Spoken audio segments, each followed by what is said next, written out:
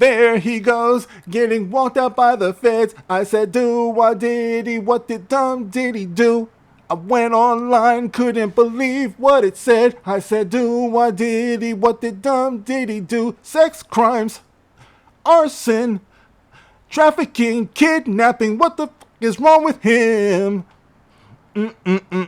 Oh, you know it's about to go down. And you know Jay-Z is on a plane going straight out of town. What did Diddy do? I wanna know. Diddy, what did Diddy do? I wanna know. Diddy, what did Diddy do? Say it with me. Diddy, what did Diddy do? Oh, Diddy, what did Diddy do? All them freak offs. Diddy, what did Diddy do? Let's speak on it. Diddy, what did Diddy do? What's up, guys? This is the Gospel According to Mark with a C. He is I, and I am he. Just taking some time to tell you exactly what's on my mind. Thank you for joining me once again, my friends.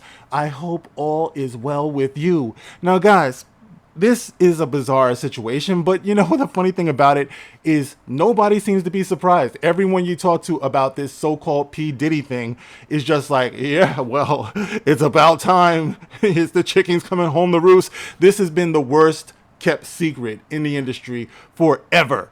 And I'm talking about the trouble that so-called hip-hop mogul P. Diddy finds himself in. Now, guys, I, as a lifelong hip-hop fan, have never had a lot of respect for P. Diddy. I've always known, coming up on the streets of New York, that this dude was a problem. Always. I mean, it's always just been out there. You know what I mean? That's the reason why I think the industry is so pin-drop quiet. You can't hear a sound from anybody. And I'm not just talking about hip hop. I'm talking about the whole entertainment industry. I'm talking about sports. Everyone who went to a P. Diddy party, Justin Bieber, LeBron James, like everybody. This dude, you best believe this is just the beginning. This dude is not going down by himself.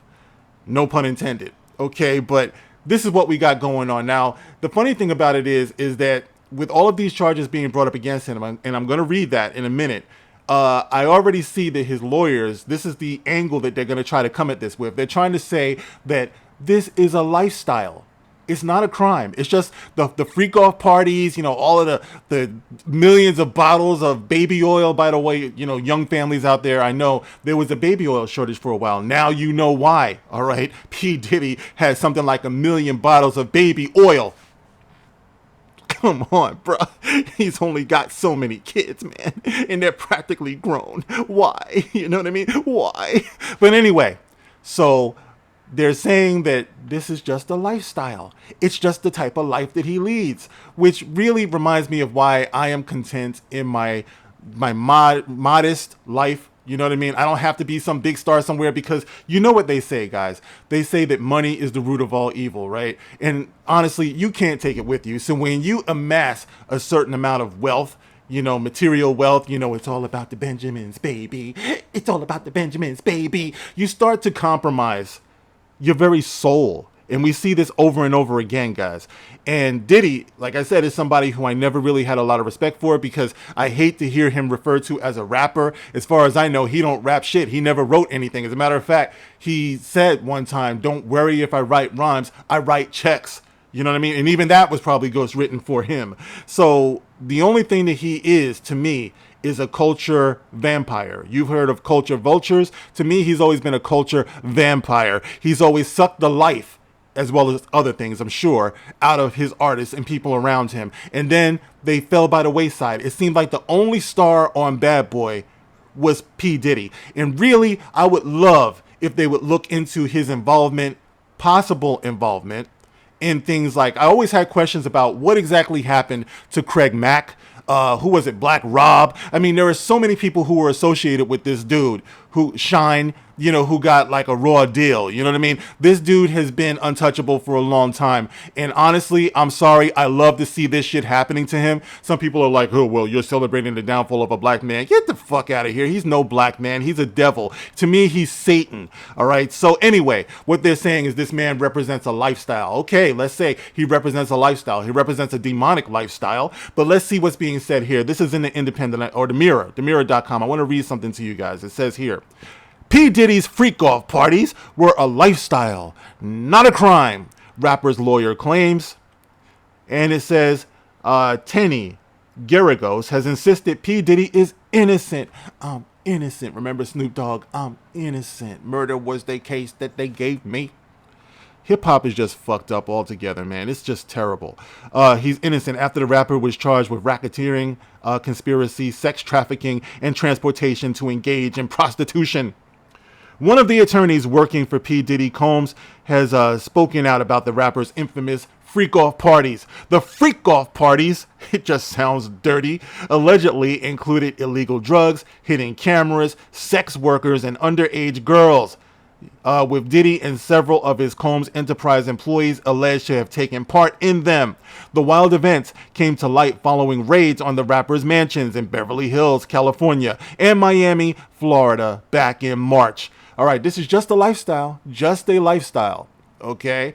And the funny thing about it is, if you look on social media and things, you're starting to see all of these videos all of a sudden now surfacing of P. Diddy pushing up on Justin Bieber and Meek Mills. Oh, poor Meek Mills, bro. You need to go somewhere, man. Just go somewhere. Stop trying to say that you didn't do this, you didn't do that. You're on camera, you're on audio, all types of stuff. P. Diddy bent you over. Take that, take that, take that. Right? No. Okay, so anyway. Now, Diddy's attorney, Tony Garagos, has insisted Diddy is innocent and addressed the freak-offs. During an appearance on News Nation's Cuomo, Garagos said, "A lifestyle and being present in activities doesn't mean he committed a crime. Those activities and the lifestyle is not criminal. What was notable today, what my partner Mark said in court, is that they never once said that these women did not consent to what happened. Not once. I don't know, when Cassie was getting her ass whooped in that hallway in the hotel, I don't think she consented to that, man. You know what I mean? They're trying to act like this dude is just a misunderstood angel. Remember that cover shoot he did for Vibe magazine back in the day where he had a halo over his head? Brother, dude has been getting away with this shit for a long time. This is the reason why I'm bathing in this right now. I'm loving that this is happening because I knew that this dude was dirty. I've known it for a long time. A lot of people have known it for a long time. So, bruh, you need to get what's coming to you. Dude is pleading innocent, man. If only, and I said this on X, if only this dude could take responsibility and accountability as well as he takes Dzik, that would be nice. It would be refreshing. But no, this dude has to try to protect his lifestyle. As a matter of fact, he went to a judge and said, please let me out on bail. I won't have any contact with women. Dude, have you seen the videos? What he's doing a lot of times is with men, all right? He's gay. This dude is bi at best, all right? So stop trying. I think he offered something like $50 million to get out of jail. So, dude, bro, your time is up, man. That's all there is to it. You need to take what's coming to you at this point, all right? That's what it is. You know, I mean, bro, it is, look, man. She then addressed the charges against Diddy, saying, the difference here between R. Kelly, between Epstein, no charges relating to minors. Yet, I'll add, Diddy has been charged with racketeering, conspiracy, sex trafficking by force, fraud, or coercion, and transportation to engage in prostitution. And he pleaded not guilty, like I said before, but he was denied bail. He had a second bail application denied by the judge. Your ass is going nowhere. I don't understand, Diddy. Considering what goes on in jail historically, you think this is the place where you would want to be. You know what I mean? What's the problem? This is like heaven for you, bro. This is the promised land. I don't know, man. Like I said, they offered $50 million and all of that stuff, but the prosecutors said there's a risk of witness intimidation. Of course there is. Like I said, look into some of the people around Diddy and what has happened to them mysteriously. You know, he represents something that I think is very disturbing in show business. I don't think that he is by far the only one, but like I said, after a while, the hip hop scene especially started feeling like really unnatural. And then pop culture in general, to me, started feeling unnatural, whether it's, you know, Britney Spears or Katy Perry. There's a lot of videos out there with theories about why it's like that, why it feels the way that it does. You know, I've always said, watch your kids because, you know, self-harm rates are up, and you got to really look and pay attention to what they're into, what's influencing them. You know, when you look at these stars like this, they are living an unnatural lifestyle. Some people would say that it's demonic. And they have a great deal of influence, man. You see Diddy, he's schmoozing with Hillary Clinton, with Barack Obama, even with Donald Trump. I mean, you see these things, man. You have to wonder how deep this rabbit hole goes. And then you start to get really creeped out about this, man, because you realize, you know, what is this matrix we're living in? You know what I mean? When they start to peel back the little levels and the curtains and everything, you start to wonder, yo, this ain't at all what we think it is, man. You know, and half the time these people around, they look scared to death. When you see Eminem, he looks like he's seen the face of Satan himself sometimes. You know what I mean? Like, what the hell is going on with show business, really? All right, so anyway, let's get into the charges that are here. You got his court papers here, the indictment.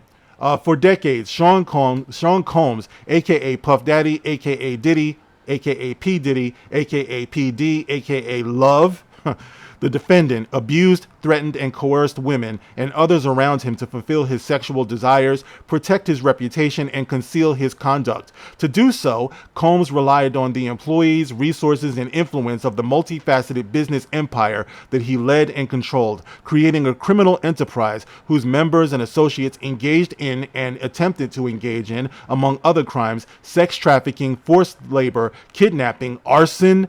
Bro, arson, what are you burning down? This dude is fucking Satan. Like I said, why are you burning shit down, man? Arson, bribery, and obstruction of justice. Okay, I'm not going to read the whole thing, but you see what's going on here, guys. This is big. It's big because, like I said, they're just knocking on the door with this Diddy dude, with Puffy, as we used to call him back in the day. You know, they're just knocking on the door here. But behind that door is going to be all types of crazy, degenerate shit, man. Cat Williams was absolutely right in that interview. This year will be the beginning of the end for a lot of what we know as our pop culture and show business. And all I can say is buckle up, kids. You know what I mean?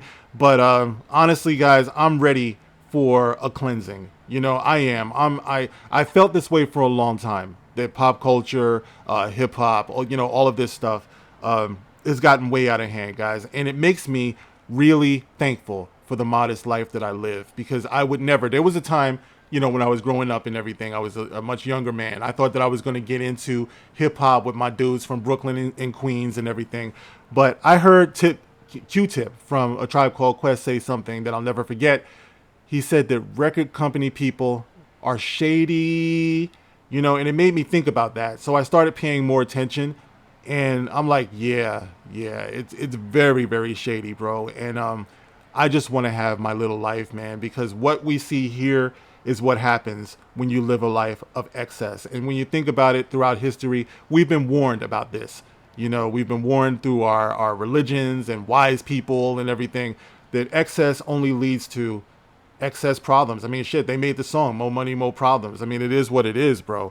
But we'll be keeping an eye on this situation. I'll be talking about it, you know, as we learn more, and I'll be hearing more.